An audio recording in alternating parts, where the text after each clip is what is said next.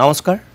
প্ৰতিদিন টাইমৰ সমূহ দৰ্শকক স্বাগতম জনাইছো আৰম্ভ কৰিছো আমাৰ আজিৰ অনুষ্ঠান অভিমত আজিৰ অভিমতত আমি এগৰাকী বিশেষ অতিথিক আমন্ত্ৰণ কৰি আনিছো অসমৰ বিভিন্ন প্ৰান্তত তেখেতক সত্ৰীয়া সংস্কৃতিৰ লগত যিসকল লোক জড়িত তেখেতসকলে মোটামুটি চিনি পায় কিন্তু সামগ্ৰিকভাৱে অসমৰ সদিয়াৰ পৰা ধুবুৰীলৈ সকলো মানুহৰ ওচৰত তেখেতক চিনাকি কৰা দিবৰ কাৰণে আজিৰ অভিমতৰ আমি অতিথি কৰিছো কিছু কথা তেখেতৰ পৰা শুনিম আৰু আপোনালোককো শুনাম উত্তৰ কমলাবাৰী সত্ৰৰ বৰগায়ন উপেন গায়ন আজি আমাৰ ষ্টুডিঅ'ৰ অতিথি সত্ৰীয়া সংস্কৃতিৰ বৰ্তমানৰ যেটো ৰূপ স্বৰূপ বৈশিষ্ট্য এই সকলোখিনি কথা তেখেতৰ পৰা আমি আজি জনাৰ চেষ্টা কৰিম বিশেষকৈ একেবাৰে শৈশৱতে যিসকলে অসমৰ বিভিন্ন প্ৰান্তৰ সত্ৰত গৈ বৈষ্ণৱ হিচাপে ডাঙৰ হৈ এটা জাগা অধিকাৰ কৰিছে গৈ সেই সকলৰ ভিতৰত মই ভাবো আমাৰ আজিৰ অতিথিগৰাকীও অন্যতম আৰু বিশেষকৈ অসমতে যে তেখেতৰ এটা আধিপত্য আছে তেনেকুৱা নহয় ভাৰতবৰ্ষৰ লগতে ভাৰতৰ বাহিৰতো ইতিমধ্যে ৬-৭খন দেশতো গৈ তেখেতে সত্ৰীয়া সংস্কৃতিৰ সন্দৰ্ভত কথা কৈছে বৰগীত পৰিৱেশন কৰিছে নৃত্য প্ৰদৰ্শন কৰিছে এই সকলোখিনি বুকুত লৈ পেলাই যেহেতু মানুহজন ঘূৰি ফুৰিছে আজি আমি তেখেতকে ষ্টুডিঅ'ৰ অতিথি কৰি আপোনালোকক কিছু কথা জনোৱাৰ ব্যৱস্থা কৰিছো মই আপোনাক অনুষ্ঠানলৈ স্বাগতম জনাইছো নমস্কাৰ আৰু প্ৰথমতে ধন্যবাদ জনাইছো আপুনি আমাৰ আমন্ত্ৰণ ৰক্ষা কৰি আজি আপুনি ষ্টুডিঅ'ৰ অতিথি হৈছে ধন্যবাদ মই কিছু কথা আজি আপোনাক খোলাখুলিকে সুধিম পাতিম মই আৰম্ভণিৰ পৰা জানিব বিচাৰিছো যে আপুনি কিমান বছৰ বয়সত সত্ৰলৈ আহিছিল জয় গুৰু শংকৰ সৰ্বগুণাকৰ জাকিৰ নাহিকে উপাম তোহাৰে চৰণে ৰেণুখত কোটি বাৰক কৰোহ প্ৰণাম জয় জয়তে আজি এই প্ৰতিদিন টাইমৰ পৰিয়ালৰ সমূহ বিষয়ববীয়ালৈ মান্য অনুসাৰে আমি তেখেতসকললৈ আমি আন্তৰিক কৃতজ্ঞতা প্ৰকাশ কৰিছোঁ আৰু অশেষ ধন্যবাদ জনাইছোঁ যে আমাক আজি ইয়াৰ অতিথি কৰাৰ বাবে মই বিশেষকৈ আপোনাক ধন্যবাদ জনাইছোঁ হয় আমি অতি শৈশৱতে প্ৰায় মাত্ৰ ১.৫ বছৰ বয়সতে আমি উত্তৰ কমলাবাৰী সত্ৰলৈ আনয়ন হৈছিলে তেতিয়াৰ পৰা আমি সত্ৰৰ বৈষ্ণৱ হৈছোঁ একদম ১.৫ বছৰ ১.৫ বছৰতে ১.৫ বছৰটো একেবাৰে সৰু গৰু গাখীৰ খাই যদি ডাঙৰ হোৱা বুলি অসমত কোনোবা উদাসীন সত্ৰ আছে বিশেষকৈ দ্বিতীয়জন কোনোবা আছে যদি নাজানো বোধহয় আমাৰ দৃষ্টিভংগী আমিয়ে প্ৰথমজন হ'ম যে গৰু গাখীৰ খায়ো সত্ৰত কিয় আপুনি ১.৫ বছৰতে আহিবলগীয়া হৈছিল এইটো অলপ জীৱনৰ কিছুমান কথা আছে তাত জড়িত হয় সেই কাৰণে আপুনি যিখিনি ক'ব পাৰে ক'ব আৰু যিখিনি ক'ব নোৱাৰে সকলোৱে ক'ব আৰু মই বেয়াও নাপাওঁ কিন্তু আপুনি মই সোধাৰ কাৰণে বেয়া নাপাওঁ কাৰণ এটা কথা কুন্তীয়ে যদি প্ৰকাশ কৰিলে হয় যে মোৰ সন্তানটো সূৰ্যৰ পৰা জন্ম হোৱা নহয় তেতিয়া হয়তো ষষ্ঠ পাণ্ডৱ হ'লহেঁতেন তদ্ৰূপ তেওঁ লজ্জা ঢকাৰ কাৰণে যিটো পৃথিৱীত এটা গভীৰ সমস্যা সৃষ্টি কৰি থৈ গ'ল সেইটো নকোৱাৰ কাৰণে হ'ল গতিকে আমি সেইটো পুনৰাবৃত্তি কৰিব নিবিচাৰোঁ জীৱনত ঘাত প্ৰতিঘাত সকলোৰে থাকে গতিকে সেইটো মই পিছলৈ মই কোনো ঘূৰি নাচাওঁ সেইটো কথালৈ গতিকে আমি আগলৈ চাওঁ সদায় গতিকে আগলৈ চোৱাৰ সেই ১.৫ বছৰ বয়সৰ পৰাই মই ভাবিছোঁ গুৰুজনে শেষৰ কীৰ্তনৰ নকুৰি কীৰ্তনৰ শেষৰ কীৰ্তনৰ এটা বাণী লিখিছে মাধৱ বান্ধৱ উধৰা বাপ কটন সহিব সংসাৰৰ তাপত যে যাহাৰ পুণ্য থাকে অসংখ্যাত শিশি কৰ্ণপাতে কৃষ্ণ কথাত নিশ্চয় পূৰ্বজন্মৰ কিবা পুণ্য থকাৰ কাৰণে হয়তো সত্ৰলৈ আনয়ন হ'ল আৰু সেই শুদ্ধ প্ৰসংগৰ হৰিনাম হৰি কীৰ্তন এই কৰ্ণে আমাৰ স্পৰ্শা হয়তো সৌভাগ্য ঘটিল তাৰে ভিতৰত আমি এজন বুলি অনুভৱ কৰিছোঁ হয় আপোনাৰ সত্ৰত এতিয়া কিমান বছৰ হ'ল সত্ৰত এতিয়া বৰ্তমান মোৰ বয়স ৪৬ বছৰ তাৰ আপুনি ১.৫ বছৰ ধৰিলে আপুনি ৪৪ বছৰ ৬ মাহ ধৰক আচ্ছা বাৰু এই যে আপুনি এতিয়া কমলাবাৰী সত্ৰৰ বৰগায়ন হ'লহি হয় এটাতো আপোনাৰ পৰিক্ৰমা আছে হয় নিশ্চয় সত্ৰলৈ যেতিয়া বৈষ্ণৱক অনা হয় সত্ৰখন সংস্কৃতিৰ বিশ্ববিদ্যালয় এক প্ৰকাৰ অসমীয়া সংস্কৃতিৰ কাৰণে যদি আমি সাংস্কৃতিক বিশ্ববিদ্যালয় বুলি কওঁ তেনেহ'লে এতিয়াহে চৰকাৰে প্ৰতিষ্ঠা কৰিছে সাংস্কৃতিক বিশ্ববিদ্যালয় অসমৰ সামাজিক জীৱনত সত্ৰবিলাকে আচলতে সাংস্কৃতিক বিশ্ববিদ্যালয় একোখন এতিয়াৰ পৰিৱেশ আৰু আগৰ পৰিৱেশৰ মাজত আকাশ পাতল পাৰ্থক্য আহিছে, সেইটোও সঁচা কথা। কিন্তু তাৰ ভিতৰতো একাংশ বৈষ্ণৱে এতিয়াও সত্ৰবিলাকক সত্ৰ কৰি ৰাখিবলৈ চেষ্টা কৰি আছে। হয়, তাৰ ভিতৰত মোৰ সন্মুখত বহি থকা আপুনি এজন। মই আপোনাক উত্তৰ কমলাবাৰী সত্ৰলৈ যিমানবাৰ গৈছোঁ, দেখিছোঁ, আপোনাক লগ পাইছোঁ বা আপোনাৰ বিষয়ে কিছু কথা গম পাওঁ, এজন সাংবাদিক হিচাপেও খবৰ ৰাখোঁ। এই যে আপুনি দেশৰ বিভিন্ন প্ৰান্তত গৈ সত্ৰীয়া সংস্কৃতিৰ প্ৰসাৰ আৰু প্ৰচাৰ কৰি আছে বা বিদেশলৈকো গৈছে, মই এজন আপোনালোকৰ সত্ৰৰে বৈষ্ণৱৰ পৰাই গম পাইছিলোঁ যে আপুনি 6-7খনমান বিদেশলৈকো গৈছে। আপুনি কি কি কাৰণত গৈছে? মই সত্ৰীয়াৰ সংস্কৃতিৰ প্ৰচাৰ প্ৰসাৰৰ নিমিত্তেই আমাৰ যাত্ৰা আৰম্ভ হৈছিলে। আৰু আপুনি যিহেতু ক'লে মৌখিক বিশ্ববিদ্যালয়, যিহেতু সত্ৰসমূহ হৈছে মৌখিক বিশ্ববিদ্যালয়, তাত পাঠদান হয় একেবাৰে যেনেকৈ শিক্ষাগত বিশ্ববিদ্যালয়বিলাকৰ যেনেকৈ পৰিক্ৰমা হিচাপে মানে প্ৰায় প্ৰি-প্ৰাইমেৰীৰ পৰা আৰম্ভ কৰি ME, LP, ME, high school, college, university যেনেকৈ পায়গৈ, সত্ৰও তেনেদৰে প্ৰথম পৰ্যায়ৰ পৰা নৃত্য, গীত, বাদ্যৰ এজন বৰগায়ন হোৱাৰ এটা পৰিক্ৰমা আছে। তদ্ৰূপ প্ৰত্যেকজন সত্ৰলৈ আনয়ন হোৱা বালকক তেখেতে গুৰু ভতিমাৰ পৰা আৰম্ভ হয়। প্ৰথম কি সত্ৰবিলাকত মই আপোনাক সুধিছোঁ, প্ৰথম এজন যেতিয়া শিষ্য আহে একদম শৈশৱতে, তেওঁক প্ৰথমতে কি শিক্ষা দিয়া? তেখেতক প্ৰথম শিক্ষা দিয়া হয় গুৰু ভতিমা, দেৱভতিমা, তাৰপিছত গুণমালা, লীলামালা, চপয়, টোতয়। সেইধৰণে তেখেতসকলক অন্ততঃ সেইখিনি শিক্ষা লওঁতে অতি কমেও 3-4 বছৰ লাগে। সেইটো আপুনি প্ৰি-প্ৰাইমেৰী বুলি ধৰিব পাৰে। গোৱা শিকাই তাৰমানে মুখে মুখে অধ্যাপকসকলে শিকায়, তেনেকৈ শিকায়। দ্বিতীয়তে তেনেকৈ 3-4 বছৰ অতিক্ৰম কৰি মুখস্থ দিব লাগিব তেখেতে। সেইখিনি মুখস্থ কৰাৰ পিছত তেখেতে ধনশ্ৰী ৰাগ শিকায় প্ৰথম। ধনশ্ৰী ৰাগ শিকোৱাৰো এটা কাৰণ আছে। ধনশ্ৰী ৰাগটো গুৰুজনৰ যিহেতু প্ৰথম বৰগীত শ্ৰীশংকৰ গুৰুজনৰ বদৰিকাশ্ৰমত ৰচনা কৰিছিল ধনশ্ৰী ৰাগৰ, সেই ৰাগটোক মুখ্য হিচাপে সত্ৰসমূহে তেনেকৈ লৈছিলে। আৰু দ্বিতীয়জনা গুৰু মাধৱদেৱৰ যিহেতু প্ৰথম বৰগীতটো আখুৱাৰী, সেইহতে আমাৰ সত্ৰসমূহত প্ৰথম শিক্ষাটো দিয়ে ধনশ্ৰী আৰু দ্বিতীয়টো দিয়ে আখুৱাৰী। তাতোতকৈ যদি আমাৰ কোমল ৰাগো আছে কিন্তু নিশিকায়, প্ৰথমে সেই দুজন গুৰুক দুটা সন্মান জনাই আমাৰ ক্ৰমাগত হিচাপে শিকোৱা এটা পৰম্পৰা আমি পাই আহিছোঁ। তেনেকৈ নৃত্যকাৰজনো সত্ৰলৈ আনয়ন হোৱাৰ পিছত তেখেতক আমি প্ৰথমে মাটি আখৰা শিকায়। মাটি আখৰাৰ পৰা তেনেকৈ পৰ্যায়ক্ৰমে নৃত্যবিলাক শিকি একোজন বৰ নতুৱা হয়গৈ। আৰু খোল বাদ্য ক্ষেত্ৰতো তেখেতক ঢেই, তাও, কীট এই 3 শব্দৰ পৰাই তেখেতক শিক্ষা আৰম্ভ কৰাৰ পৰাই তেখেত এনেকৈ ক্ৰমাগত হিচাপে গৈ এজন বৰবায়ন নহয়গৈ। এনেকুৱা নহয় যে পটককৈ গৈ পেলাই তেখেতে গৈ চব শিকিছে। এটা দীঘলীয়া পৰিক্ৰমা সত্ৰত। সেইকাৰণে আমি দৃঢ়তাৰে মই অনুভৱ কৰোঁ যে সত্ৰসমূহ হ'ল মৌখিক বিশ্ববিদ্যালয়। তাত এটা পৰ্যায়ক্ৰমে শিকোৱা হয় বস্তুবিলাক, মানে গীত, নৃত্য, বাদ্য। প্ৰথম স্থানটো গীতৰ। সেইটো কাৰণে যিমানজন সত্ৰলৈ আনয়ন হৈছে, বিশেষকৈ আমাৰ কমলাবাৰী সত্ৰ বুলি মই ক'ব লাগিব, তাত প্ৰথম শিক্ষাটো কিন্তু গায়নেই দিব লাগিব। আচ্ছা, গায়নৰ পিছতহে বায়নৰ পিছতহে নৃত্য। যদিও কালক্ৰমত তেখেতসকলে সকলো বিদ্যা শিক্ষা আহৰণ মানে কৰি থাকে, কিন্তু শিক্ষাটো প্ৰত্যেকে আৰম্ভ কৰিব লাগিব গীতৰ পৰা। আৰু তো সকলোতে উস্তাদ নহয়, কোনোবা চাগে নৃত্যৰ বিশাৰদ হয়, কোনোবা চাগে গায়নৰ বিশাৰদ হয়, আৰু কোনোবা চাগে বায়নৰ বিশাৰদ হয়। নিশ্চয়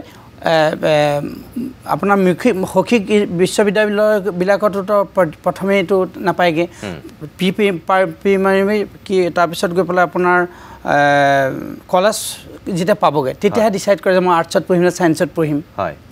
গতিকে আমাৰো তেনেকৈ প্ৰথম পৰ্যায়ত আমাৰ সকলোবোৰ শিকিব লাগিব। তেওঁ যেতিয়া এটা নিৰ্দিষ্ট জেগা পাবগৈ তেতিয়া তেওঁ ডিচাইড কৰিব যে নিজে ভাবিব যে মোৰ যিহেতু মাতটো ভাল তেতিয়া মই গায়নলৈ যাম, মোৰ যেতিয়া হাতখন ভাল মই বায়নলৈ যাম, মই যেতিয়া ভাল নাচোঁ, মোৰ মানে দেখিবলৈও সুন্দৰ, গতিকে মই নৃত্য। তেতিয়াৰ পৰাহে তেওঁলোকে ভাগে ভাগে সেইখিনি অধ্যয়ন সুকীয়াকৈ কৰে। আৰু আপুনি এইখিনিকে লৈ পেলাই আপুনি এতিয়া গোটেই দেশ বিদেশ ভ্ৰমণ কৰি আছে? সেইটো ঈশ্বৰৰ ইচ্ছা আৰু ৰাইজৰ আশীৰ্বাদত। আপুনিতো ডিব্ৰুগড় বিশ্ববিদ্যালয় বা সাংস্কৃতিক বিশ্ববিদ্যালয়, শ্ৰীমন্ত শংকৰদেৱ বিশ্ববিদ্যালয়, এইবিলাকতো আপুনিতো ভিজিটিং প্ৰফেচৰ হিচাপে কাম কৰেগৈ। এই বিশ্ববিদ্যালয়বিলাকত আপুনি কি শিকায়? এই বিশ্ববিদ্যালয়বিলাকত শিকাওঁ সত্ৰীয়া বৰগীত, অংকৰ নাটকৰ গীত, সত্ৰীয়া ওজাপালি বা অন্যান্য তেনেকুৱা ধৰণৰ সাংগীতিক যিখিনি গীত আছে ধৰক কুমৰ হৰ নাটক বা লক্ষীকান্ত মহন্তৰ তেনেকুৱা ধৰণৰ কিছুমান যিবোৰ নাটক ৰচনা কৰিছে তাত গীতৰ সংযোজন কৰিবলৈ হ'লে সেই অংকীয়াৰ শৈলীত সেই গীতখিনি মই শিকাই দিওঁগৈ এতিয়া মই আপোনাক বৰগীতৰ পৰা অকণমান আৰম্ভ কৰিব বিচাৰোঁ আমি সত্ৰীয়া নৃত্যৰ কথাও পাতিম কিন্তু বৰগীত যিহেতু মহাপুৰুষ দুজনাৰ অনবদ্য সৃষ্টি আৰু সত্ৰই যিহেতু বৰগীতক প্ৰথম ধৰি ৰাখিছিল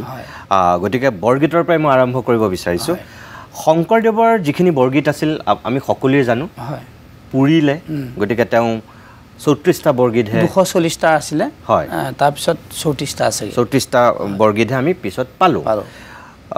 সেইকাৰণে মাধৱদেৱৰ বৰগীতৰ সংখ্যা শংকৰদেৱতকৈ বেছি হৈছিল তেওঁ 157টা বৰগীত আৰু এইফালে শংকৰদেৱৰ 34টা বৰগীত অসমৰ সত্ৰত এনেকুৱা কোনোবা বৈষ্ণৱ আছেনে যিয়ে মহাপুৰুষ শংকৰদেৱৰ 34টা মহাপুৰুষ মাধৱদেৱৰ 157টা বৰগীত পৰিৱেশন কৰিব পাৰে নিশ্চয় আছে এনে আমাৰ সত্ৰত আমাৰ অধ্যাপক এতিয়া যিজন পদ্মশ্ৰীৰ বুঢ়া ভকত শ্ৰদ্ধাৰ আমি নাম কাঢ়িবলৈ বেয়া পাওঁ অধ্যাপক গোপীৰাম বৰগায়ন পদ্মশ্ৰী বুঢ়া ভকত তেখেতে সম্পূৰ্ণ বৰগীতখিনি যাৰ বয়স 103 বছৰ নে 4 বছৰ হৈছে এতিয়া 102 বছৰ হৈছে 102 বছৰ তেখেতে সম্পূৰ্ণ আয়ত্ত কৰিছিলে তেখেতৰ পৰা আমি সেইখিনি গোটেই তেখেতৰ কথাই যে আমি সম্পূৰ্ণ পাইছোঁ মই নকওঁ কিন্তু য'ত মই কাৰণ জানো বুলি নকওঁ কি শিকি আছোঁ আজি পৰ্যন্ত শিকি আছোঁ তেখেত আমি গাই পাইছেনে গাইছোঁ আপুনি শংকৰদেৱৰ 34টা বৰগীতে গাই পাইছে গাই পাইছোঁ শিকি থৈছোঁ গাই পোৱা নাই শিকি থৈছোঁ গাই পোৱা নাই তাত বিচৰা নাই নহয় মানুহে যিকেইটা প্ৰচলিত হৈ আছে সেইকেইটা বৰগীতহে চলি আছে আৰু সেই বৰগীতখিনিত যে ৰাগ কেই প্ৰকাৰৰ আছে ৰাগ হ'ল 2 প্ৰকাৰৰ মেলা ৰাগ আৰু বন্ধা ৰাগ মেলা ৰাগনো ক'ত ক'ত ব্যৱহাৰ হয় বন্ধা ৰাগনো ক'ত ক'ত ব্যৱহাৰ হয় ইমান বিস্তাৰিত হিচাপে ইয়াৰ এখন পৃথিৱী আছে সেই সিমানখিনি পৃথিৱী জানিবলৈ মানুহে মানে সময় অভাৱ আজিৰ যুগত বিশেষকৈ হয় আপুনি যে মাত্ৰ ক'লে মেলা ৰাগ আৰু বন্ধা ৰাগ হয় মেলা ৰাগ আৰু বন্ধা ৰাগ কিমানটা আছে মেলা ৰাগ আচলতে ৰাগ আৰু ৰাগিনী দুটা বস্তু এই পৰমাৰ্থিক তত্ত্ব এটা আছে ৰাগ হ'ল 36টা এটা ৰাগত 6গৰাকী দাসী বুলি ধৰা হয় গতিকে 36 গৰাকী ৰাগিনী 6টা ৰাগ এইহে ধৰক 6টা ৰাগত 36 বুলি কয় গতিকে আমাৰ হৈছে ৰাগত গায় আৰু কিছু লোকে ৰাগিনীত গায় তেনেকুৱা কথা এটা আছিলে এইটো পৰমাৰ্থিক কথা এনে বন্ধা ৰাগো আপোনাৰ 15 পৰা 20টামান আমি শিকা আছে বন্ধা ৰাগ তাৰমানে বন্ধা ৰাগটো ব্যৱহাৰ হয় সত্ৰীয়া ওজাপালি প্ৰধানত আৰু আপোনাৰ চালি নৃত্যত আৰু ঝুমুৰা নৃত্যত বন্ধা ৰাগ আৰু সামাজিক যেতিয়া আমি মাতৃভাষাৰ ভাওনা কৰোঁ তাত আমাৰ যিবোৰ গীত ব্যৱহাৰ হয় তাতো আমি বন্ধা ৰাগত ব্যৱহাৰ কৰোঁ তাৰ ঢলনা নৃত্যৰ আপোনাৰ সূতধাৰী গীত হওক গুৰু বন্দনা হওক ঈশ বন্দনা হওক বা নিবেদনী গীত হওক এইবিলাক সব বন্ধা ৰাগত নিবন্ধ কৰা আছে বাকী মেলা ৰাগ ব্যৱহাৰ হয় নাটক অংকীয়া নাটকত বহাৰ নৃত্য নাদভংগী নৃত্য বা সত্ৰ প্ৰসংগকে ধৰি বৰগীত সমস্ত সেইটো মেলা ৰাগ 2000 চনৰ 15 নৱেম্বৰত সত্ৰীয়া নৃত্যই ৰাষ্ট্ৰীয় স্বীকৃতি পালে হয় একেটা সময়তে দাবী উত্থাপন হৈ আহিছিল যে বৰগীতেও শাস্ত্ৰীয় সংগীতৰ এটা মৰ্যাদা পাওক আজিলৈকে সত্ৰীয়া নৃত্যৰ বহুত লাগিহে পালেহি আৰু তাত ভূপেন হাজৰিকাৰ নিচিনা বৰেণ্য ব্যক্তিৰ বহুত অৱদান আছিল কিন্তু 2000 চনৰ পৰা এতিয়া 2025 চন হ'লহি এতিয়ালৈকে কিন্তু আমি বৰগীতক সেই শাস্ত্ৰীয় সংগীতৰ অন্তৰ্ভুক্ত কৰিব পৰা নাই বহুতেই কয় যে বৰগীতৰ আমাৰ যিখিনি ঐক্যতা থাকিব লাগিছিল বৰগীতৰ ক্ষেত্ৰত তাল ৰাগৰ ক্ষেত্ৰত বিশেষকৈ এতিয়া বৰপেটীয়া বৰদোৱা আৰু কমলাবৰীয়া এই তিনিটা শৈলীৰে বৰগীত পৰিৱেশন কৰাৰ কাৰণেই বৰগীতক বোলে শাস্ত্ৰীয় সংগীতৰ অন্তৰ্ভুক্ত কৰিব পৰা নাই মই নাজানো মই লোকে কোৱা শুনিহে আপোনাক কথাটো সুধিছোঁ আপুনি যিহেতু সত্ৰীয়া সংস্কৃতিৰ একেবাৰে ধূলি বালি লৈ ডাঙৰ হোৱা এগৰাকী এতিয়া আপুনি মানে বৰগায়ন সেই তেখেতসকলৰ পিছৰ প্ৰতিনিধিত্ব কৰা আপুনি এগৰাকী সুযোগ্য বৈষ্ণৱ আপোনাৰ দৃষ্টিত আজিও যে বৰগীতে শাস্ত্ৰীয় সংগীতৰ মৰ্যাদা পোৱা গৈ নাই তাৰ মূলতে আপুনি কি বুলি ভাবে এই তিনিটা মূলৰ কাৰণে নে আন কিবা নহয় এইটো তিনিটা মূল হৈছে আমি ভালহে পাব লাগে তিনিটা ঘৰাণা যেনেকৈ কৰ্ণাটকী ঘৰাণা পণ্ডিচেৰী ঘৰাণাটো বিভিন্ন ভাৰত হিন্দুস্তানী ঘৰাণা তিনিটাটো চলি আছে আমাৰ বৰগীতৰ ক্ষেত্ৰতো যে তিনিটা ঘৰাণা হয় আমাৰ মাত মাতিবলগীয়া কি কথা আমি ভালহে পাবলৈ যে আমাৰ তিনিটা আমাৰ সক্ৰিয়তা চলি আছে কিন্তু কথা হ'ল কি সেই যেনেধৰণে চলি আছে তাৰ প্ৰকৃত হিচাপে চৰ্চা কৰা মানুহ কিমানজন আছে এটা ধৰক খুব কম সীমিত গতিকে তেখেতসকলৰো ধৰক যেনেকৈ এতিয়া সত্ৰসমূহৰ পৰা গৈ পেলাই যি কোনোবা আধা শিকি ক'ৰবাত শিকাইছেগৈ তেখেতসকলে হয়তো তাততো ভুল ধৰা মানুহ নাই যেনেকৈ শিকাইছে তেনেকৈ শিকিছে গতিকে সত্ৰত কিন্তু আজিও সেইটো হ'ব নোৱাৰে কাৰণ সত্ৰত এইটো নহয় যে এজনেহে জানে সত্ৰত কোনোবাই ধুনীয়াকৈ গাব নোৱাৰিব পাৰে তেখেত বহুত বৰগীতৰ সম্পৰ্কে জানে ভুল ধৰিব পাৰে মানে কিন্তু সেই ভুল ধৰা মানুহজন হয়তো বাহিৰত নাই উদাহৰণস্বৰূপে আজি আমি শিকোৱা বা আমিবিলাকে যদি সত্ৰত নাথাকি যদি তেতিয়াই আজিৰ পৰা 20 বছৰ আগতে অকণমান শিকি পেলাই শদিয়া বা ধুবুৰীলৈ গ'লোহেঁতেন তাত মই থাকোঁতে কিছু ৰাগ মই পাহৰিলোঁ কিছুমান কথা পাহৰিলোঁ তেতিয়া মোক যেতিয়া মানুহে আদৰ কৰিলে মই তেতিয়াতো তেওঁলোকৰ আগত নোৱাৰোঁ বুলি ক'ব নোৱাৰিলোঁ গতিকে মই পাহৰা ৰাগখিনিও মোৰ মতে মিলাই মই গোৱাই দিলোঁ তাততো মোক ভুল ধৰা মানুহ নাই আৰু সেইটো এষ্টাব্লিছ হৈ গ'ল তাত গতিকে সেই কথাটো সত্ৰত কিন্তু নোৱাৰিব সত্ৰত বহুত পণ্ডিত আছে তেনেকুৱা ধৰণৰ কিছুমান কথা প্ৰাসংগিকতা আছে কিন্তু মই ভাবোঁ যদি কিবা কাৰণে শাস্ত্ৰীয় সংগীতৰ মৰ্যাদা পোৱা নাই এইটো কিন্তু তিনিটা থোলেৰ তিনিভাগে দিব লাগিব আৰু এটা থোল কৰি দিয়াটো কেতিয়াও সম্ভৱ নহয় আৰু কাহানিও নহয় এইটো একদম সত্য কথা দিবলগীয়া হ'লে তিনিটা থোলকে তিনিভাগে দিব লাগিব এটা থোল কৰি পেলাই কোনেও কাৰোটো গ্ৰহণ নকৰে এতিয়া একেটা বৰগীতকে বৰপেটাত যি ধৰণে গোৱা হয় কমলাবাৰীত কেতিয়াবা বেলেগকৈ গোৱা হয় আনকি ভূপেন হাজৰিকা বা একেবাৰে জুবিন গাৰ্গলৈকে যদি মই কওঁ তেনেহ'লে আমি দেখিম যে খগেন মহন্তই গোৱা এটা বৰগীত আন এজন শিল্পীয়ে বেলেগ ধৰণে গাইছে তাৰমানে আমাৰ গুৰি বুঠা ধৰাজন মানুহক অলপ সঁচা কথা ক'বলৈ সেই সময়ত বহুত মানুহে গুৰুত্ব নিদিলে যিসকলে আমাৰ অধ্যাপক স্বনামধন্য অধ্যাপকসকলক বহুত ডাঙৰ ডাঙৰ পণ্ডিতে গৈ পেলাই তেখেতসকলক অলপ কি বুলি কয় এইটো মিছ ইউজ বুলি কয় মানে অলপ তেখেতসকলক ভুল হেৰি কৰিলেগৈ তেখেতসকলৰ পৰা ৰাগটো দিয়কচোন বুলি টেপ কৰি আনি তেখেতসকলে নিজৰ মতে কিছুমান কাম কৰি পেলালে আৰু অতি দুখৰ কথা মই আজি ইয়াতে ক'ম যে সেই বৰগীতখিনি আমাৰ এতিয়াও থাকিলেহেঁতেন কিন্তু কালক্ৰমত গুৱাহাটীত 1962 চনতে আমাৰ সত্ৰৰে 3জন অধ্যাপকক আনি পেলাই সেই সময়ৰ এজন আছিলে তেখেতে পুৰুষোত্তম দাস তেখেতে নিমন্ত্ৰণ কৰি আনি ৰাখি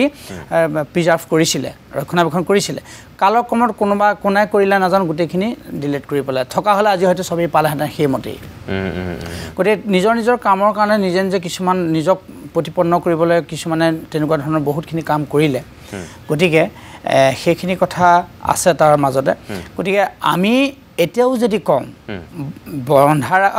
বৰগীত কিমান এটা প্ৰকাৰে যে নহয় বৰগীতকে আমি তিনিটা প্ৰকাৰে গাব পাৰোঁ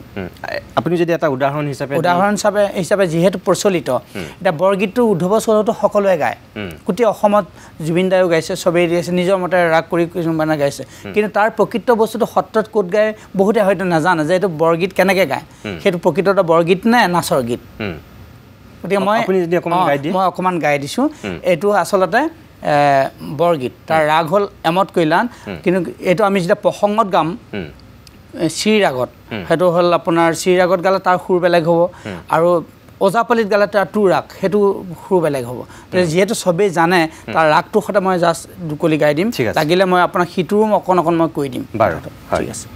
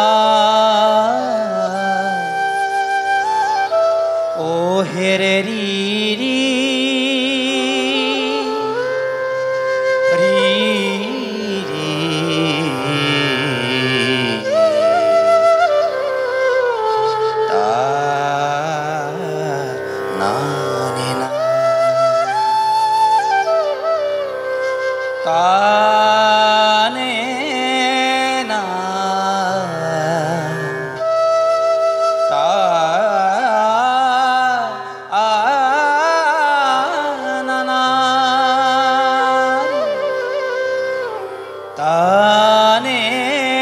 না ও হেৰে ৰি ৰি ৰি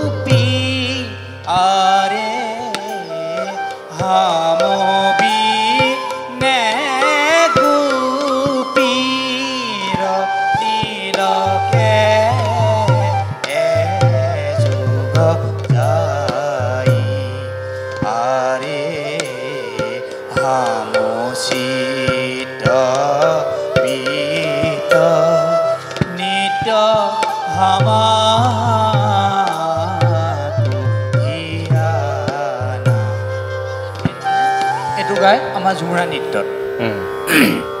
ঝুমুৰা নৃত্যত গায় আচ্ছা একেটাকে বেলেগ বেলেগ শৈলীত তাৰমানে পৰিৱেশন কৰে বিভিন্ন ৰাগ আছে হয় এই বিভিন্ন ৰাগ দিবলৈ হ'লে ৰাগ দিওঁতে আমাৰ এটা ৰাগত 5 পৰা 7 মিনিটমান লাগে গতিকে ৰাগ মই নিদিওঁ সকলো ৰাগৰ মই নিদিওঁ গতিকে মই গীতখিনি অকণমান চুই যাম এইটোকে যদি আমি আপোনাক ধৰক ওজাপালিত গাওঁ তেতিয়া আমি হেৰি গাব ও ধব চলহু গোকুলে লা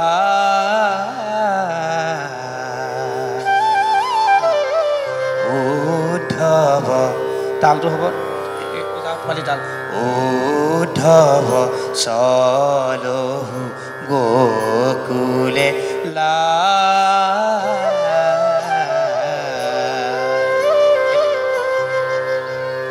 যদি সেটোকে আমি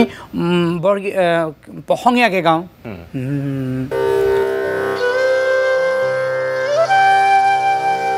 ওয়ারে হাম বিনে গোপীর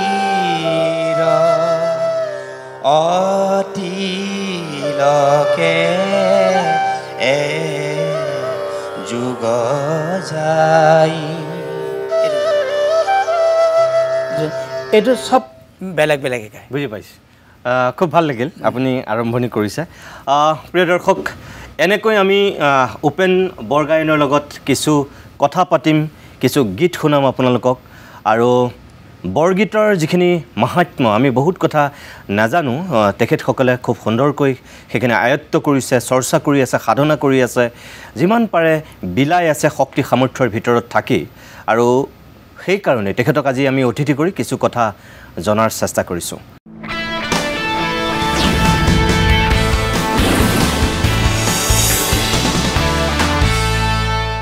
ইতিমধ্যে আপোনালোকে গম পাইছে আজিৰ অভিমতত আমি এগৰাকী বিশেষ ব্যক্তিক অতিথি কৰিছোঁ সত্ৰৰ বৈষ্ণৱ উত্তৰ কমলাবাৰী সত্ৰৰ বৰ গায়ন উপেন বৰগায়ন মই আপোনাৰ কাষলৈ আকৌ আহিছোঁ সত্ৰৰ ভেটিত থিয় ডাঙা দিয়া সত্ৰীয়া সংস্কৃতি বিশ্ব দৰবাৰলৈ আমি উলিয়াই দিলোঁ বহুতেই কয় যে সত্ৰৰ ভিতৰত থকালৈকে সত্ৰীয়া সংস্কৃতিৰ যিটো ৰূপ আৰু স্বৰূপ সুদৃঢ় হৈ আছিল কিন্তু বিশ্ব দৰবাৰমুখী আমি কৰাৰ পিছতেই ইয়াত ক'ৰবাত আউল লাগিল গণ্ডগোল লাগিল সত্ৰীয়া নৃত্যৰ ক্ষেত্ৰতেই কওক এতিয়া বৰগীতৰ ক্ষেত্ৰতেই কওক বহুতেই কয় যে ইয়াৰ অপ্ৰভংশৰ মূলতেই এই বাহিৰলৈ ওলাই অহা কাৰবাৰটো ইয়াৰ কাৰণে কেতিয়াবা আকৌ কোনোবা ভকত বৈষ্ণৱকো একাংশই দায়ী বুলি কয় আপোনাৰ মতে কি এইটো আচলতে মোৰ মতে হ'বলৈ হ'লে এইটো এনেকুৱা কথা যে গুৰুজনৰ উদ্দেশ্যটো আছিল যে জীৱৰ তৰণ হেতু নাৰায়ণ বৈকুণ্ঠ তেজী আশী কহয় মাধৱ নানাবিধ ৰসে প্ৰচাৰিলা যশৰাশী ইয়াৰ মূল উদ্দেশ্যটো বা উপাদানটো আছিল কি যে ঈশ্বৰ জীৱাত্মাৰ পৰমাত্মাৰ যিটো ৰাস্তা বা মিলন তাৰ কাৰণে সংগীত বা গীত নৃত্য বাদ্য গুৰুজনৰ উপাদানবোৰ গতিকে তাত যেতিয়া সত্ৰত অকল সেইটো ইসুপাসনা হিচাপে কীৰ্তন ঘৰৰ মৰ্যাদাত যেতিয়ালৈকে আছিল তাত ভক্তিও আছিল সকলো আধ্যাত্মিক সকলো বস্তু অক্ষুণ্ণ হিচাপে আছিল যেতিয়াই বাহিৰৰ প্ৰভাৱ পৰিলে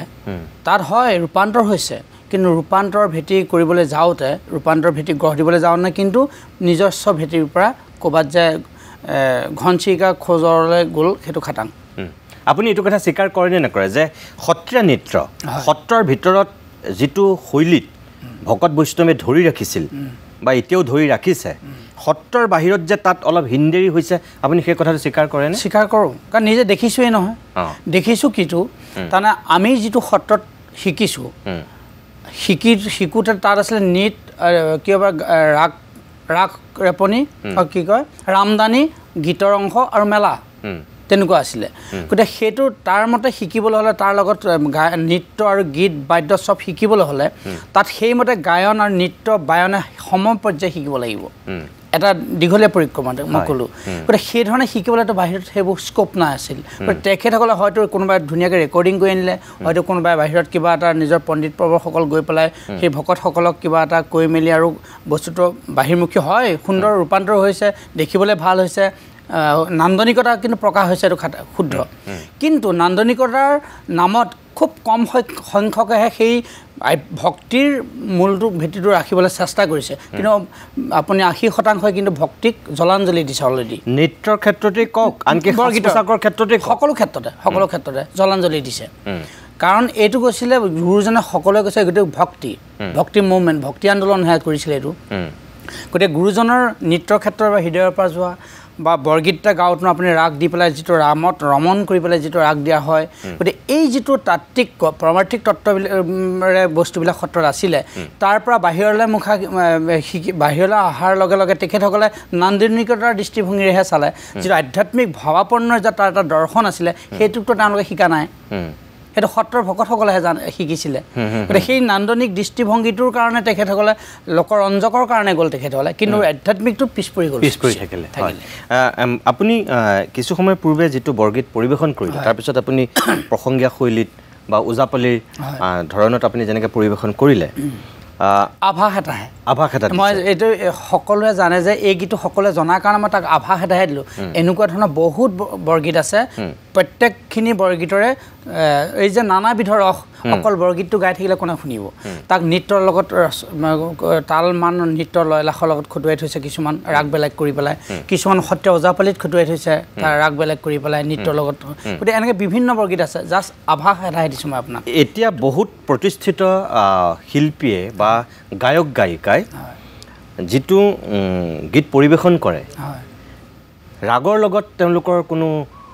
তালমান নাই তাৰমানে চিধাই তেওঁলোকে গীতটো পৰিৱেশন কৰে আৰু সেইটোৱেই শুদ্ধ বুলি বহুতেই ভাবে কিন্তু আপুনি যিখিনি কথা কৈছে ৰাগ বেলেগ আৰু গীত বেলেগ হয়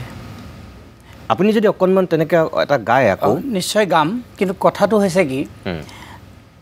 বৰগীত হৈছে ৰাগাশ্ৰিত বিনা ৰাগত শাস্ত্ৰীয় সংগীত জানো গাব পাৰিব শাস্ত্ৰীয় সংগীত নিশিকাকৈ জানো এটা শাস্ত্ৰীয় সংগীত গাবলৈ দিব তেখেতসকলে গতিকে আমাৰ সেই গুৰি ধৰোতাসকলক মানে অলপ মানে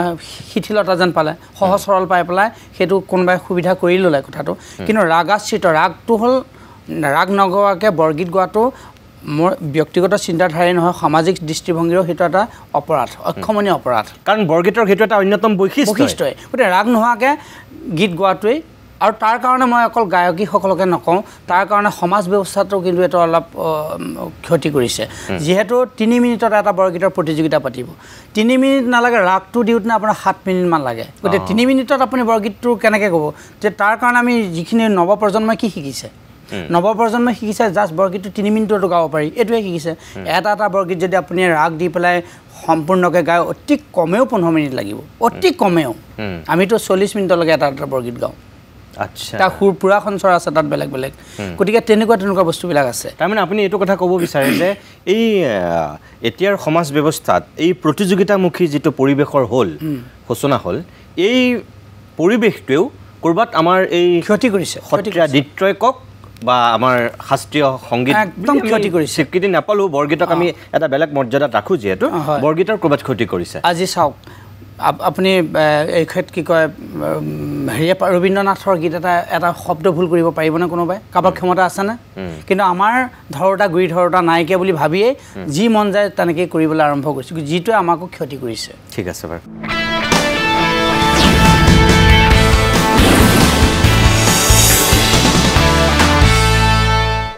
মই যে কৈছিলোঁ এটা বৰগীত শুনি লওঁ তাৰপিছত আকৌ আমি কথা পাতিম হয় মই ৰাগটো নিদিওঁ কাৰণ ৰাগটোতে লাগিব 7 মিনিট তোৰ বসন্ত ৰাগৰ এটি গীত পৰিতালত গাম মই বাৰু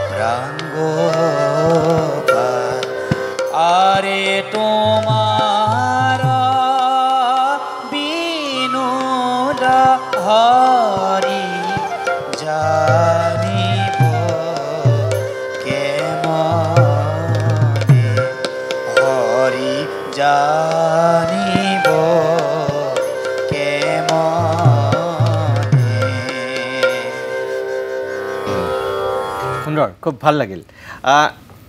আৰু এটা কথা মই আপোনাক সুধো এতিয়া ধৰক আগৰ সত্ৰবিলাকত যেনেকৈ আপুনি 1.5 বছৰ বয়সতে আহিছিল এটা সময়ত এনেকুৱা উদাসীন ভকতে ঠাহ খাই আছিল হয় এতিয়া সময়ৰ পৰিৱৰ্তনৰ লগে লগে বিভিন্ন কাৰণত এটা সময়ত অৰ্থনৈতিক কাৰণতেই হওক বা সত্ৰৰ প্ৰতি থকা শ্ৰদ্ধা ভক্তিৰ কাৰণেই হওক বা নিজৰ ঘৰত সন্তানৰ সংখ্যা অধিক কাৰণেই হওক কিবা কিবি বহুত কাৰণত নিজৰ ল'ৰাটোক সত্ৰলৈ আগবঢ়াই দিছিল এতিয়া সেই 3-4টা ল'ৰা জন্ম হোৱা পৰিয়াল নাইয়ে চাগে গতিকে এতিয়া এটা বা দুটা ল'ৰা এনেকুৱা কথা গতিকে আৰু অৰ্থনৈতিক অৱস্থাটোও ভাল হ'ল আগতে ধৰক পোহপাল দিব নোৱাৰিছিল সত্ৰলৈ পঠিয়াই দিছিল কিছুমানেতো এজন ভকত হওক এটা শ্ৰদ্ধা ভক্তিত পঠিয়াইছিল হয়তো এনেকুৱাবিলাক কাৰক আছিল এতিয়াতো সেই পৰিৱেশটো নাই লাহে লাহেতো সত্ৰবিলাকৰ পৰা উদাসীন ভকতৰ সংখ্যা কমি আহিছে আৰু যিসকল আছে আপোনাৰ দৰে কিমান এতিয়া আপোনাৰ উত্তৰসূৰী আছে মোৰ সন্দেহ আছে যি বৰগীতটো সঠিক ৰূপত শিকিছে যি সত্ৰীয়া নৃত্য একদম সঠিক ৰূপত শিকি ধৰি ৰাখি বা বিলাবলৈ তেওঁলোক সাজু হৈছে এই ক্ষেত্ৰত আপোনাৰ বক্তব্য কি এটা কথা হয় আপুনি কোৱাৰ দৰে এইটো মই পঞ্চায়তে একেবাৰে নস্যাৎ কৰিব পৰা কথা বুলিয়ে ভাবিছোঁ কাৰণ ইয়াত দুটা কথা আছে প্ৰথমটো হৈছে যে কোনোবা সতত থাকোঁ বুলিও থাকিব নোৱাৰে যাওঁ বুলিও যাব নোৱাৰে আৰু আহোঁ বুলিও আহিব নোৱাৰে মই প্ৰথমেই আপোনাক কৈছিলোঁ যে যাহাৰো পুণ্য থাকে অসংখ্যাত শিশি কৰ্ণ পাতে কৃষ্ণৰ কথাটো গতিকে সত্ৰসমূহ ধৰক বৈকুণ্ঠ ধামৰ নিচিনা তাত সকলো মানুহ তাত গৈ থাকিব পাৰিব সিও নহয় তাত অশেষ অত্যন্ত কষ্ট ত্যাগ কৰাৰ যেনেকৈ ধৰক ভকত হয় আমি সেই ভকত নহ'ব পাৰোঁ কিন্তু উদাহৰণস্বৰূপে ভকত আমি গতিকে ভকত হ'বলৈ হ'লে প্ৰথমে বৈষ্ণৱৰ সংগ ল'ব লাগিব গতিকে ব্ৰহ্মা ৰুদ্ৰও কিন্তু ভকত হ'বগৈ নোৱাৰিলে বুজি পাইছে গতিকে ভকত হ'বলৈ যাবৰ কাৰণে আপুনি সেই সংকীৰ্ণ মনটো ত্যাগ কৰি উদাৰতাৰ মনেৰে তাত থাকিব লাগিব কিন্তু যে ক'লে হয় কিছুমান কাৰণত সত্ৰত দিয়ে কিন্তু সৰহসংখ্যক কাৰণেই হৈছে সত্ৰত সকলো শিক্ষা ল'বলৈ যায় খাবলৈ নাইকিয়াকৈ সত্ৰ দিয়াটোতো একেবাৰেই নহয় সেইটো মই কোনো কথা আমি ব্যক্তিগত হিচাপে মানিব ল'ব নোৱাৰোঁ এতিয়া উদাহৰণস্বৰূপে আজি তাৰিখত আমিয়ে ৰাখিছোঁ 7জন ল'ৰা 5জনেই কিন্তু এটা তাত কোনো গৃহস্থী সংসাৰৰ অধিক সংখ্যাৰ কথা তাত নাহে 5 ঘৰৰ 5টা সন্তান আমি নিজেও এজন 5 ঘৰৰ 5টা সন্তান 5জনী মাকৰ সন্তানে 5টা আমাৰ লগত আছে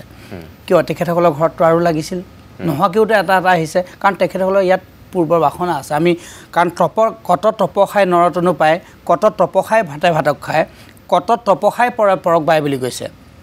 গতিকে পৰক আপোন কৰি ল'বৰ কাৰণে যিটো গুণ লাগিব সেই গুণাগুণটো তাত সত্ৰত আছে থাকিব পাৰিব যিসকলৰ আছে তাত এতিয়াও আছে আজিৰ যুগত 7জন যদিও এই আপোনাৰ বাহিৰৰ বাতাবৰণত বাণিজ্যিক বা সিমানকুৱা এটা বাতাবৰণত সত্ৰত 7জন ল'ৰা উদাসীন হিচাপে ৰখাটো ইমান সহজ কথা নেকি কিন্তু তেওঁলোকৰ ভিতৰতো পঢ়ুৱাই শুনাই শিক্ষাগত হিচাপে আমি 3জনে BA পঢ়ি আছে ধৰক 2জন মই প্ৰাইভেট স্কুলত পঢ়াইছোঁ তাতো এতিয়াও শিকি আছে কিন্তু আপুনি কোৱাৰ দৰে আমি যিটো কষ্ট কৰি সেই সময়ত শিকিছিলোঁ তাৰ কিন্তু তাৰতম্য হৈছে এইটো শুদ্ধ কথা তাক কৰিছে কেৱল এই বাণিজ্যিকৰণৰ যিটো ব্যৱস্থা আৰু মোবাইলবিলাকত যিটো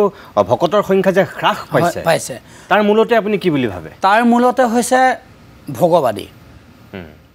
মানে ভোগবাদী সমাজ ব্যৱস্থা ভোগবাদী সমাজ ব্যৱস্থাত মানে তেখেতসকলে সত্ৰত থাকিলে কিছুদিন বা কিছুমানে ভাবিছে ল'ৰা এটা কিয় পঠিয়াম কিন্তু মই তেখেতসকলক এই আপাহতে আপোনাৰ ইয়াৰ পৰা মই আবেদন জনাব বিচাৰিছোঁ ঠিক আছে এটা ল'ৰা আপুনি সত্ৰলৈ নিদিয়ে যদি জমে বিচাৰে তেতিয়া আপুনি নিদিওঁ বুলি জানো ৰাখিব পাৰিব বুজি পাইছেনে যদি এটা সন্তান বুলি জমে বিচাৰে তেতিয়াতো ৰাখিব নোৱাৰে সেই পিতৃ মাতৃয়ে জানো সেই সন্তান ৰাখিব পাৰিব গতিকে তেনেস্থলত কিছুমান সত্ৰত হ্ৰাস পাইছে সেই ভোগবাদী চিন্তাৰে সত্ৰলৈ গ'লে কি হ'ব সেই সময়ত আচলতে কি হৈছে পঢ়া শুনাৰ কাৰণে সত্ৰত অলপ বাধ্যবাধকতা আছিলে আজিৰ পৰা 20-25 বছৰ আগৰ কথা কৈছোঁ আমি যেতিয়া সৰু আছিলোঁ তেতিয়া এটা নিৰ্দিষ্ট পৰ্যায়লৈকেহে পঢ়িবলৈ দিছিলে গতিকে সেই নিৰ্দিষ্ট পৰ্যায়লৈকে পঢ়িবলৈ দিয়াৰ ক্ষেত্ৰত পিতৃ মাতৃয়ে অসন্তুষ্টি প্ৰকাশ কৰিছিলে যে ল'ৰাটো অকল সীমান্ততে থাকিলে নহ'ব আজিকালি যুগত আৰু আমিও তাৰ এটা সাক্ষী হৈছোঁ কি যেতিয়া সেই সময়ত আমাৰ অধ্যাপকসকল বাহিৰলৈ গৈছিল একোজন মানুহ আমি বিশেষভাৱে লৈ যাব লাগিছিল অকল কথা ক'বৰ কাৰণে হিন্দী বা ইংৰাজীত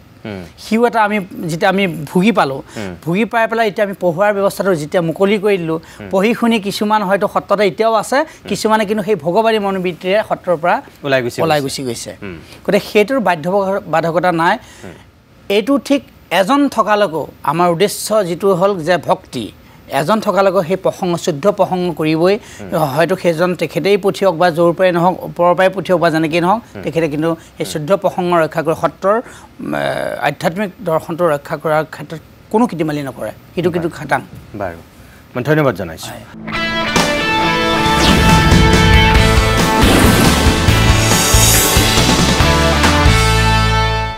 বিৰতিৰ পূৰ্বে আপুনি যিকেইটা কথা ক'লে মই আৰু এটা কথা অকণমান সুধি লৈছোঁ তাৰপিছত মই আপোনাক কিবা এটা গাবলৈ ক'ম লোভ মোহ কাম ক্ৰোধ এইবিলাকৰ পৰা ঊৰ্ধত থকাজনেই আচলতে বৈষ্ণৱ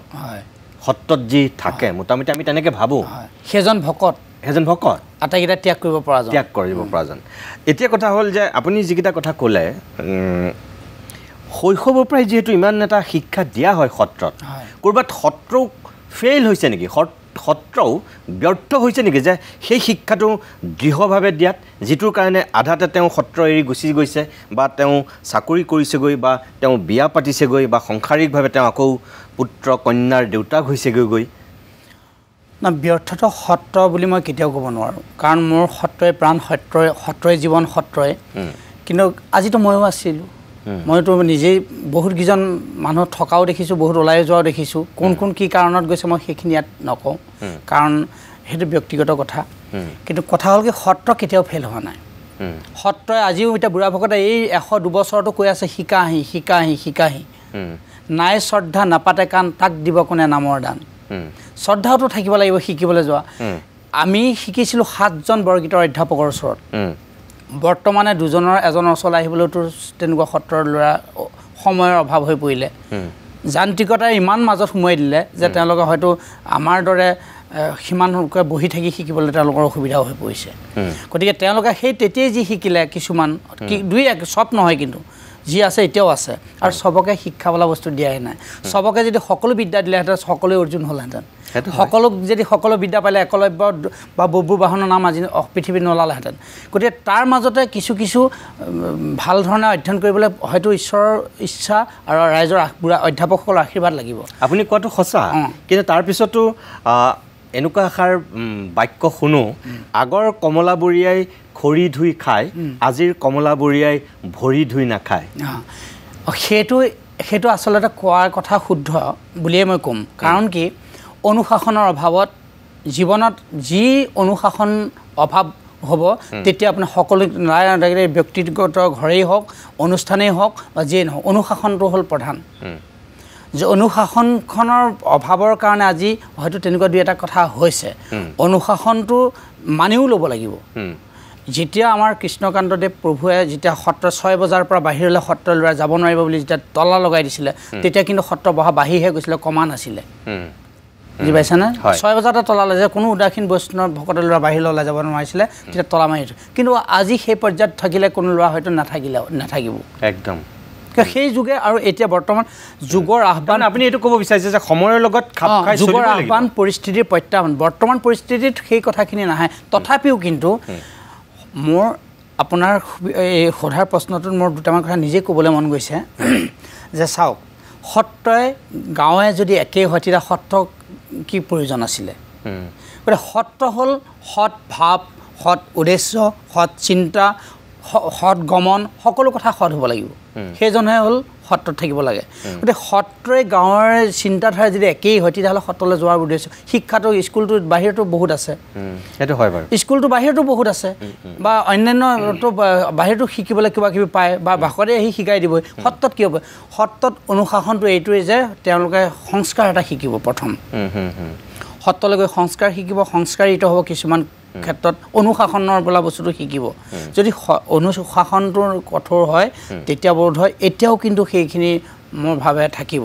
সত্ৰত বাৰু আপুনি বৰগীতৰ কথা ক'লে ইয়াত আচলতে হাতী মাৰি ভুৰুকাত ভৰাবলগীয়া মোৰ অৱস্থা এটা হৈছে অকল বৰগীতক লৈ আমি পাতি থাকিলেও নহ'ব মই কৈছোঁৱেই যে কীৰ্তন ঘোষা মহাপুৰুষৰ অনবদ্য সৃষ্টি অকণমান ঘোষাৰ কথা পাতোঁ একেটা ঘোষাকে ভিন্ন ধৰণে পৰিৱেশন কৰা হয়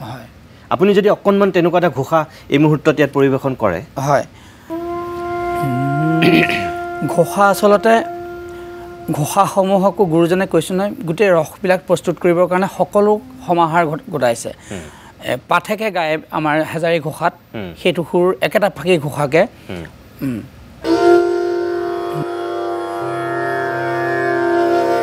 বৈকুণ্ঠ প্ৰকাশে হৰি নামৰ হে প্ৰেমে অমৃতৰ নদী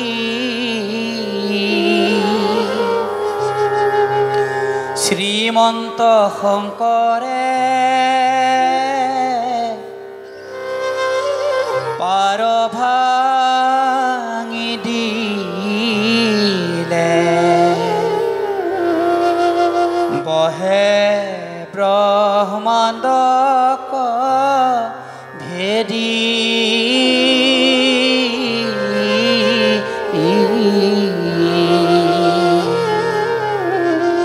এইটো বিয়লি প্ৰসংগত পাঠকে গায়। সেই ঘোষাকে যেতিয়া আমি গায়ন বায়নত থিয় চাইনি ঘোষা গাম, বৈকুণ্ঠ প্ৰকাশে হৰি নামৰকে প্ৰেমে অমৃতৰ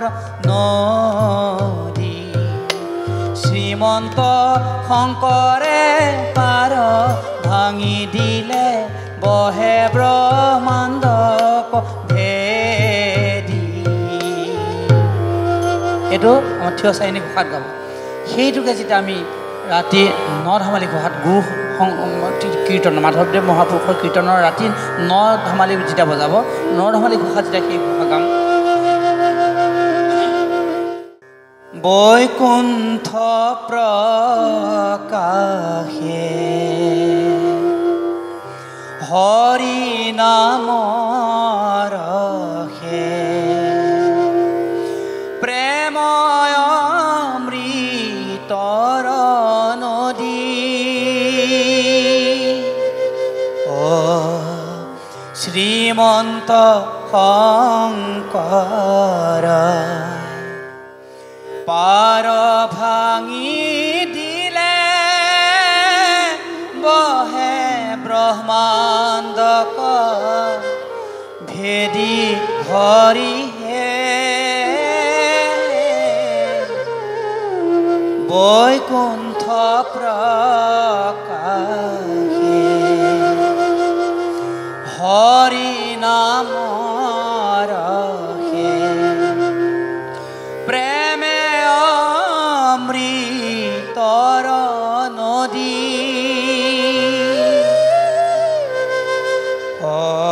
শ্ৰীমন্ত শংকৰে পাৰ ভাঙি দিলে ব্ৰহে ব্ৰহ্মাণ্ডক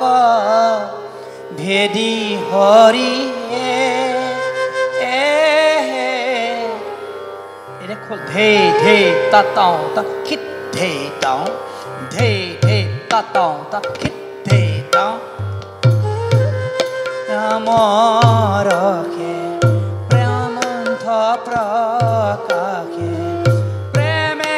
অমৃতৰ নদী,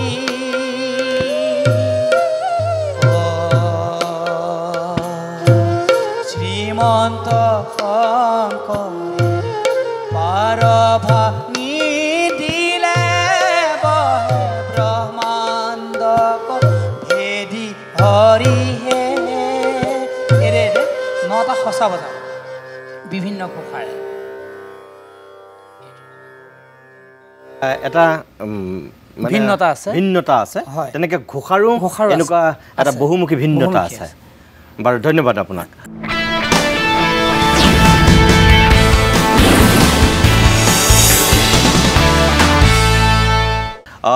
আমি শেষ কৰিম আৰু অকণমান সময়হে পাম।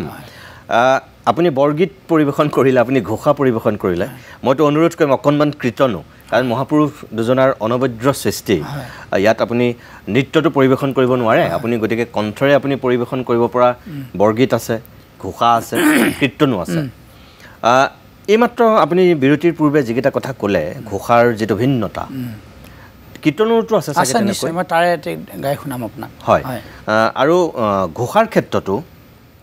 কৰুণাময়ী ঘোষাৰটো বৈশিষ্ট্যটো সুকীয়া সুকীয়া সুকীয়া অকণমান আপোনাৰ পৰা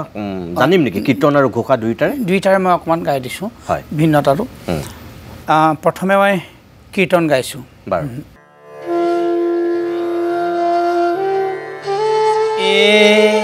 সেৱ কবুলিয়া পালিওৰা শৰণে শৰণ লৈলো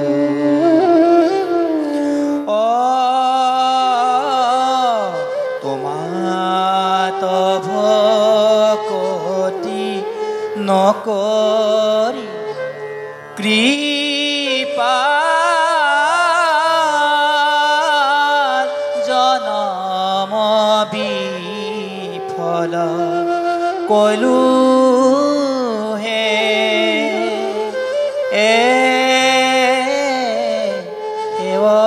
এইটো কীৰ্তনৰ গান সেইটোকে যেতিয়া আমি ওজাপালিত গাম এৰে সেৱক বুলিয়া পাৰিওৰা চৰণে শৰণ লৈলো তোমাত ভকতি নকৰি কৃপা তোমাত ভকতি নকৰি কৃপা জনম বিফল কইলো এৰে সেৱক বলিয়া পালিও ৰাম চৰণে শৰণ তানে না নানে না না তা নানে না তা এইটোৰ আগত বান্ধিছে ওজাপালি সেইটো কীৰ্তনত প্ৰসংগত গায় এইটো ওজাপালিত এইটোৰ আগত বান্ধিছে তেনেকৈ আচ্ছা আৰু যদি আপুনি কম কৰুণাময় ঘোষাটোৰ কথা কৈছে কৰুণাময় ঘোষাটো আমাৰ পাঠকে বেলেগকৈ গায় ঘোষাত বেলেগকৈ গায় ওজাই বেলেগকৈ অকণ মই চুই দিছোঁ ঠিক আছে কৰুণা ময়ৰা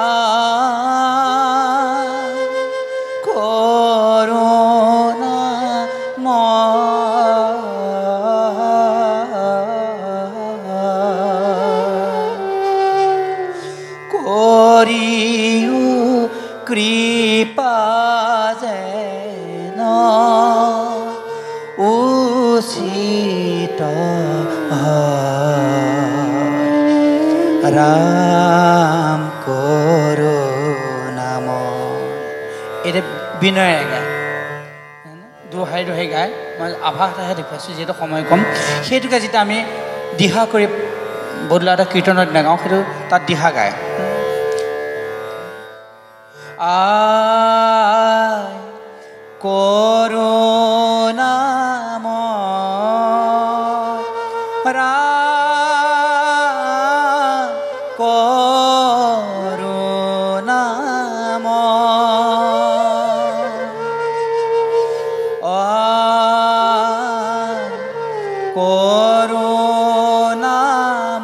কৰুণাময় ৰাম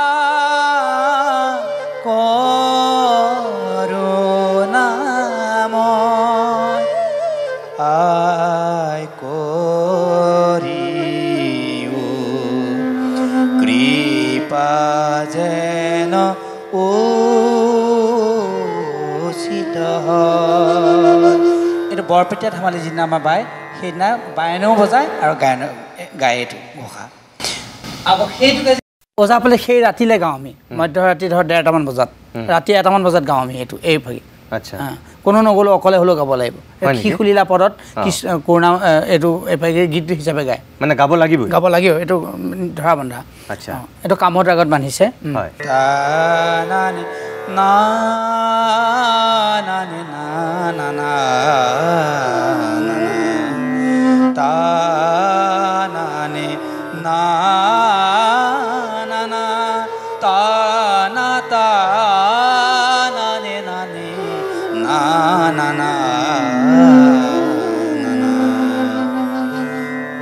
ওয়ে ওয়ে হায় করুণা ময় রাম করুণাময় ওয়ে হায় করুণা ময় রাম করুণাময় ওয়ে হো করিও কৃপা যেন উচিত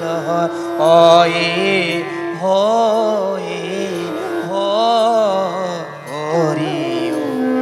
করিও কৃপা যেন উচিত হয় তানানে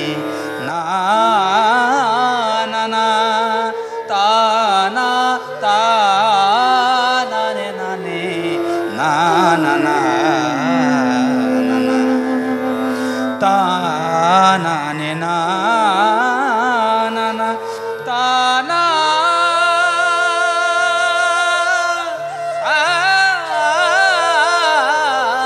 না না তা না নে না না না তা না নে না নে না না না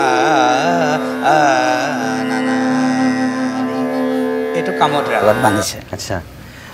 খুব ভাল লাগিল শুনি থাকিব পৰা মানে এটা সুৰ মোৰ আচলতে সময় শেষ হৈছে মই দুখিত মই শেষ কৰিব লাগিব মই এটা বাক্যত আপোনাক শেষত এটা কথা সুধিছোঁ সত্ৰীয়া সংস্কৃতিৰ নৃত্য গীত বাদ্য নাট হয় অতীত বৰ্তমান আৰু ভৱিষ্যত আপোনাৰ দৃষ্টিত কেনেকুৱা দৃষ্টিত এইটো মই একেমুখে একে প্ৰশ্নৰ উত্তৰ দিবলৈ হ'লে আপোনাক আমি অলপ সংকীতত পৰিছোঁ সংকীতত ৰূপান্তৰ নামত ৰূপান্তৰ হওক তাৰমানে গুৰুজনে কৈছে যে মূলৰ ৰাখি লাভ কৰা তেৱেশে চতুৰ বুলি কৈছিলে মূল এৰাই লাভ কৰিবলৈ যেতিয়া গৈছে বস্তুটো তেতিয়া আমিও অলপ মানে শংকা আমাৰো আহিছে যে বস্তু অতীতটো সুন্দৰ আছিল কিন্তু বৰ্তমানটোত অকণমান খেলি মেলি হৈছে ভৱিষ্যত কোন দিশে যাব সেইটো অকণমান আমি শংকিত হৈছোঁ হয় বাৰু আপোনাক মই ধন্যবাদ জনাইছোঁ আজি অকণমান আপোনাৰ পৰা কিবা কিবি শুনিলোঁ জানিলোঁ সত্ৰীয়া সংস্কৃতিৰ লগত জড়িত হোৱা এগৰাকী ব্যক্তি হিচাপে ইতিমধ্যেই মই আৰম্ভণিতেই কৈছিলোঁ আপুনি অসমৰ কেইবাখনো বিশ্ববিদ্যালয়ত আপুনি এই সত্ৰীয়া সংস্কৃতি শিকাই আছে বিদেশতো আপুনি গৈছে কোন কোন দেশত গৈছিল আপুনি মই France Switzerland Portugal German Bhutan Bangladesh এইবিলাক বাহিৰত গৈছোঁ গতিকে আপুনি 6-7খন দেশত অকল সত্ৰীয়া সংস্কৃতিক লৈতো গৈছে নিশ্চয় নিশ্চয় গতিকে এনেকৈ প্ৰসাৰ ঘটাই থাকক আপুনি নিজস্ব শক্তি সামৰ্থ্যৰ ভিতৰত বহুখিনি কথা পাতিবলৈ থাকি গ'ল আপোনাক আকৌ কেতিয়াবা মই আমাৰ ষ্টুডিঅ'ৰ অতিথি কৰিম সেদিনাখন আৰু অলপ বিস্তৃত ৰূপত কথা পাতিবলৈ চেষ্টা কৰিম আপুনি অকণমান আজি বৰগীত অকণমান ঘোষা অকণমান কীৰ্তন ভুকাত একেবাৰে হাতী মাৰি ভৰোৱা নিচিনা হৈছে মই বিভূতিত পৰি গৈছোঁ যে কি কাম কি কৰিম এনেকুৱা হৈ গৈছোঁ নাই বুজি পাইছোঁ হ'লেও অকণমান এটা আভাস দিয়াৰ চেষ্টা কৰিলোঁ মই ভাবোঁ আমাৰ দৰ্শকসকলে বহুদিনৰ মূৰত এটা ব্যতিক্ৰমী অনুষ্ঠান আজি দেখাৰ সুযোগ পাইছে চাগৈ আপোনাক বহুত বহুত ধন্যবাদ ভগৱানে আপোনাৰ মংগল কৰক আশীৰ্বাদ কৰিব ভাল বাৰু প্ৰিয় দৰ্শক ইমান সময়ে আমি উত্তৰ কমলাবাৰী সত্ৰৰ বৰগায়ন উপেন বৰগায়নক আমাৰ ষ্টুডিঅ'ৰ অতিথি কৰিছিলোঁ অভিমতৰ অতিথি হ'ল দুগৰাকী বাদ্যযন্ত্ৰীও আমাক সহযোগিতা আগবঢ়ালে মই দুয়োকে ধন্যবাদ জনাইছোঁ ইয়াৰ কাৰণে আৰু বিশেষকৈ তেখেতে যিখিনি চিন্তাৰে এতিয়াও খুব দৃঢ়ভাৱে সত্ৰীয়া সংস্কৃতিৰ প্ৰচাৰত লাগি আছে মই ব্যক্তিগতভাৱে গম পাওঁ আৰু সেইকাৰণে তেখেতক আজি মাতি আনিছিলোঁ অকণমান আপোনালোকৰ লগত বহল পৰিসৰত চিনাকি কৰাই দিবৰ কাৰণে যি আমাৰ শিপা ধৰি ৰাখিছে সেই তেনেকুৱা ব্যক্তিসকলক আমিও কিন্তু উৎসাহ দিয়াটো খুব জৰুৰী সাহস দিয়াটো আমাৰো দায়িত্ব আৰু কৰ্তব্য উপেন বৰগায়ন তেনেকুৱা এজন ব্যক্তি যি শিপা ধৰি ৰাখিবলৈ চেষ্টা কৰিছে হিন্দিৰী নোহোৱাকৈ আমাৰ সত্ৰীয়া সংস্কৃতিৰ প্ৰচাৰ হওক তেখেতে সেয়া মনে প্ৰাণে বিচাৰে আৰু সেইকাৰণেই আজি ষ্টুডিঅ'ৰ আমি অতিথি কৰিছিলোঁ বাকীখিনি বিচাৰ আপোনালোকে কৰিব মই একো নকওঁ এনেকুৱা মানুহখিনি আমাৰ জাতিৰ সম্পদ জাতিৰ গৌৰৱ আৰু আমাৰ কাৰণে সদায় আদৰ্শ হোৱা উচিত সেই আশা কৰিয়ে আজিৰ এই বিশেষ অভিমত অনুষ্ঠানটিৰ ইমানতেই সামৰণি মাৰিছোঁ নমস্কাৰ